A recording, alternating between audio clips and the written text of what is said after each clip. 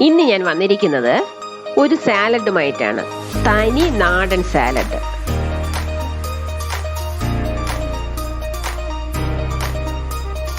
Hi friends, ഞാൻ മിനിയാണ്. PallaviEatsലേക്ക് സ്വാഗതം.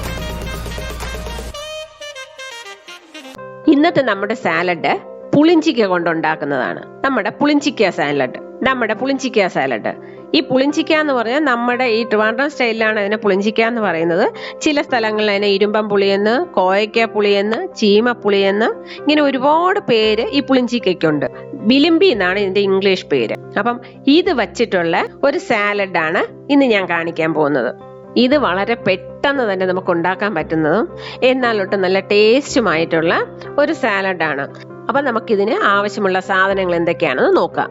ആദ്യം വേണ്ടത് പുളിഞ്ചിക്കയാണ്. അടുത്ത് വേണ്ടത് ഒരു സവോള, ഇത് ചെറുതായിട്ട് നമുക്ക് കട്ട് ചെയ്യണം.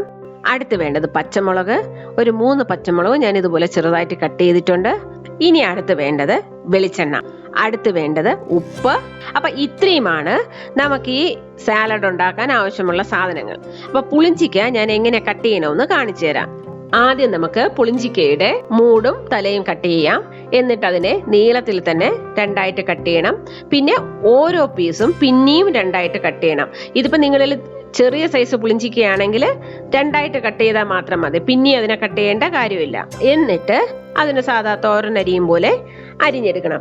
അപ്പൊ ഞാനിവിടെ എന്റെ പുളിഞ്ചിക്കയ്ക്ക് നല്ല പുളിയാണ്, അതുകൊണ്ട് ഞാൻ ഒരു 6 പുളിഞ്ചിക്ക എടുക്കുന്നു. അപ്പൊ ഇതുപോലെ വേണം നമുക്ക് കട്ട് ചെയ്യാൻ. അപ്പൊ ഞാൻ ബാക്കിയുള്ള പുളിഞ്ചിക്കയും ഇതുപോലെ കട്ട് ചെയ്തിട്ട് വരാം.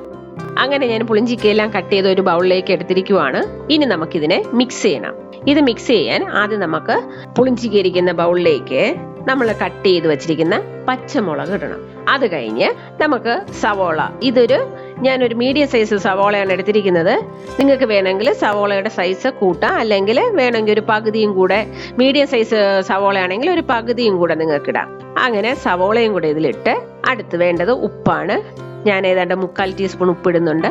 ഇതും കൂടെ ഇട്ട് നമുക്ക് നന്നായിട്ടൊന്ന് മിക്സ് ചെയ്യണം. പണ്ടുള്ള കാലങ്ങളിൽ മിക്ക വീടുകളിലും ഒരു പുളിഞ്ചി മരം കാണും. ഇപ്പോഴത് സത്യം പറഞ്ഞാൽ അധികം വീടുകളിൽ കാണാറില്ല. പണ്ട് അമ്മയൊക്കെ ഗസ്റ്റൊക്കെ വരുവാണെങ്കിൽ പുളിഞ്ചിക്ക ഉണ്ടെങ്കിൽ പെട്ടെന്നുണ്ടാക്കുന്ന ഒരു സാലഡാണ് അത്. പക്ഷേ ചോറിന്റെ കൂടെ കഴിക്കുമ്പോൾ നല്ല സ്വാദുമാണ് അതിന്. ഇനി വളരെ പ്രധാനപ്പെട്ട ഒരു കാര്യം നിങ്ങളടുത്ത് പറയാനുള്ളത്, നമ്മൾ ഉപയോഗിക്കുന്നതിന് തൊട്ടു മുന്നേ വേണം ഇത് തമ്മിൽ മിക്സ് ചെയ്യാൻ. അല്ലെങ്കിൽ ഇപ്പൊ സവോളയും പച്ചമുളകും ഒരുമിച്ച് കട്ട് ചെയ്ത് വെക്കാം, പുളിഞ്ചിക്ക വേറെ കട്ട് ചെയ്ത് വെക്കണം.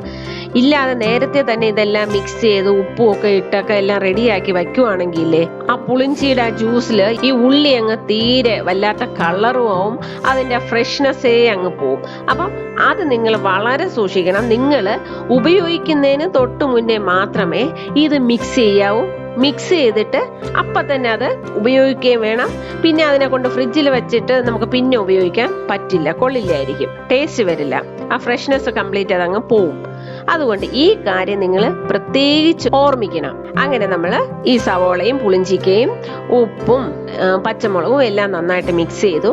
ഇനി നമുക്ക് ഇതിലേക്ക് ഒരു 2 സ്പൂണ് വെളിച്ചെണ്ണയും കൂടെ ഒഴിക്കണം. വെളിച്ചെണ്ണയും കൂടെ ഒഴിച്ച് നന്നായിട്ട് മിക്സ് ചെയ്തിട്ട് നിങ്ങളൊന്ന് ഉപയോഗിച്ച് നോക്കൂ.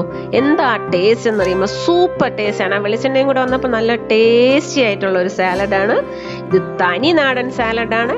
നിങ്ങൾ ഇങ്ങനെ തന്നെ ഉണ്ടാക്കി കഴിച്ചു നോക്കൂ, നിങ്ങൾക്ക് വളരെയധികം ഇഷ്ടപ്പെടും. പിന്നെയും ഞാൻ നിങ്ങളെ ഓർമ്മിപ്പിക്കുന്നു, നിങ്ങൾ ഉണ്ടാക്കിയ ഉടനെ തന്നെ ഇത് ഉപയോഗിക്കണം. നിങ്ങളത് നേരത്തെ മിക്സ് ചെയ്ത് വയ്ക്കരുത്. വച്ചാൽ ഇതിന്റെ ഫ്രഷ്നെസ് പോവും, പിന്നെ നിങ്ങൾക്ക് കഴിക്കാൻ ടേസ്റ്റി ആയിട്ട് തോന്നില്ല.